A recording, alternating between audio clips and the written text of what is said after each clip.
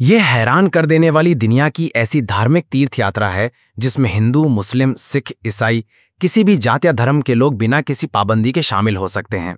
हज में जाने के लिए मुस्लिम होना जरूरी, कांवड़ यात्रा में शामिल होने के लिए हिंदू होना जरूरी, कुंभ मेले में जाने के लिए भी हिंदू होना जरूरी। लेकिन ये इकलौती ऐसी धार्मिक यात्रा है जिसमें 105 देशों से लोग एक साथ इकट्ठा होते हैं। सबसे अद्भुत बात यह है कि इतनी भीड़ होने के बावजूद ना चोरी होती है, ना कोई घटना, ना भगदड़। यहाँ हर तरफ अमन, मोहब्बत और इंसानियत की मिसाल देखने को मिलती है। ये चमत्कारिक पदयात्रा होती है इराक के करबला में और इसे कहते हैं अरबईन। हर साल 2 से 3 करोड़ लोग सैकड़ों किलोमीटर पैदल सफर करते हैं और रास्ते में उन्हें दुनिया की सबसे महंगी डिश से लेकर साधारण खाना, पानी, रहना, इलाज सब कुछ बिल्कुल मुफ्त मिलता है। ये सिर्फ एक धार्मिक यात्रा नहीं बल्कि इंसानियत का सबसे बड़ा उत्सव है। कल्पना कीजिए एक ऐसी दुनिया जहां सीमाएं मिट जाती हैं, जहां धर्म की दीवारें गिर जाती हैं और जहां हर इंसान सिर्फ इंसान होता है। अरबईन यात्रा वो जगह है जहां यह सपना हकीकत बन जाता है। यहाँ हिंदू पंडित अपनी पगड़ी पहने चलते हैं, सिख भाई अपनी किरपान के साथ कदम मिलाते हैं, ईसाई पादरी क्रॉस थामे आगे बढ़ते हैं और मुस्लिम, नास्तिक, यहूदी सब एक साथ एक ही धुन में इमाम हुसैन की याद में पैदल चलते हैं।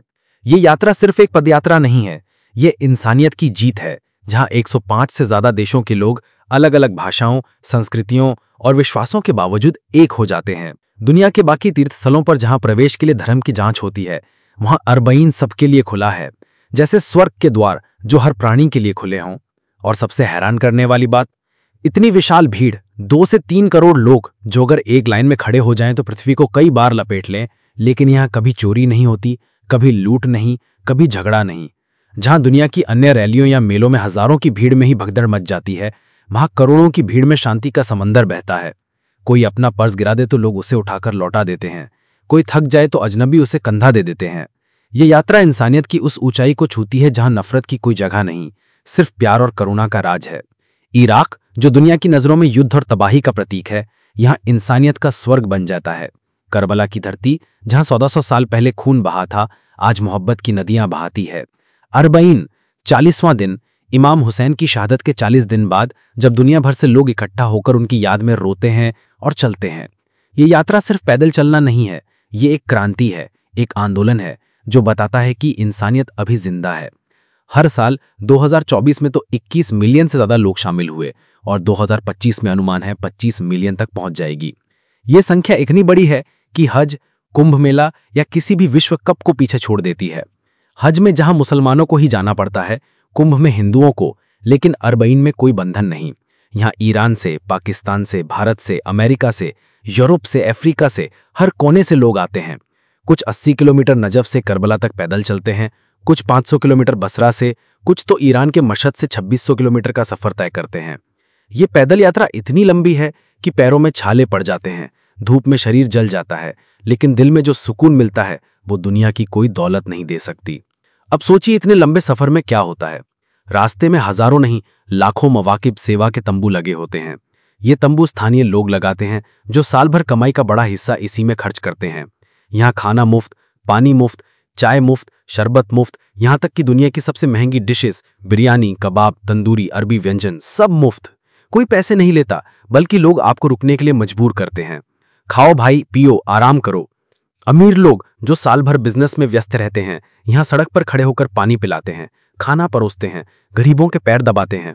एक बार एक यात्री ने बताया कि वो थक कर बैठ गया तो एक स्थानीय आदमी ने उसके जूते उतारे, पैर धोए और मालिश की।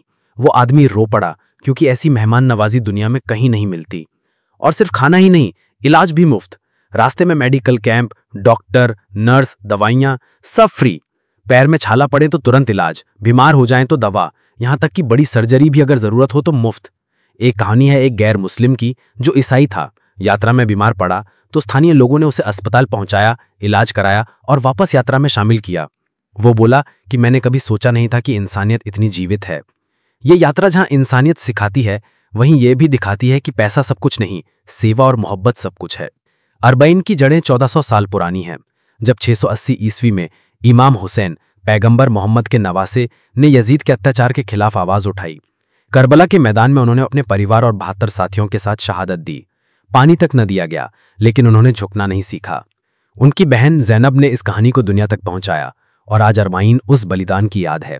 ये सिर्फ शोक नहीं बल्कि न्याय की पुकार है, अत्याचार के खिलाफ विद्रोह है। इमाम हुसैन की शहादत ने दुनिया को सिखाया कि सच्चाई के लिए मरना भी जीना है। और आज ये यात्रा उस संदेश को जीवित रखती है, जहां लोग पैदल चलकर कहते हैं, हम हुसैन के साथ हैं। यात्रा के दौरान जो नज़ारे देखने को मिलते हैं वो चमत्कार से कम नहीं। लाखों लोग काले झंडे लेकर चलते हैं, मातम करते हैं, नौहे पढ़ते हैं।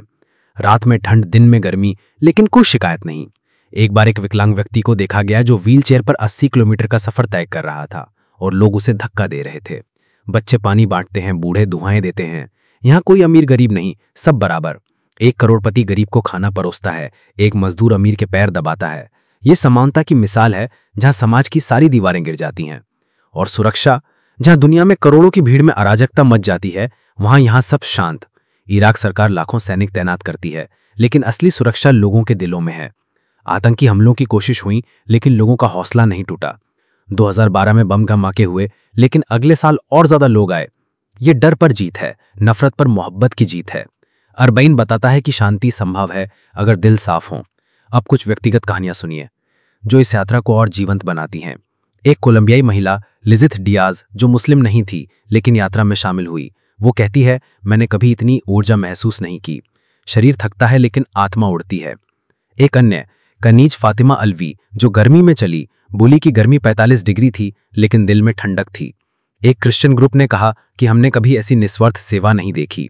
एक हिंदू पंडित ने बताया कि वो इमाम हुसैन के बलिदान से प्रेरित होकर आया और यहां उसे घर जैसा लगा। ये कहानियां बताती हैं कि अरबईन धर्मों की सीमाओं से परे हैं। यह मानवता का उत्सव है। 2024 की यात्रा में तो रिकॉर्ड टूट गया, 21 मिलियन लोग आए और 2025 में 25 मिलियन तक पहुंच जाएगी। ये संख्या इतनी बड़ी है कि भारत से लाखों लोग गए, तिरंगा लहराते हुए। फिलिस्तीन के समर्थन में झंडे लहराए गए, गाजा के दर्द को याद किया गया।